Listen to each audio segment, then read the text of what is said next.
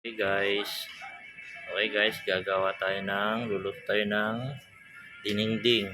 Ayan. Ayan po. Mayroon pang talbos ng sitaw. Ayan, nagpaano na po ako ng tubig yan.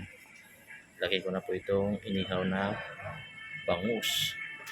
Yun. Guys, hintayin muna natin yung kumulo yan ulit. Wait lang guys. Natin ang bagoong guys. Isita side muna natin ito guys. Tapos lagay natin yung sitaw, okra, tapos yung tangkay ng bulaklak ng kalabasa kasi medyo matigas yun. Ayan. Okay, wait lang guys. And guys, lagay na natin yung talbos ng sitaw. Ayan.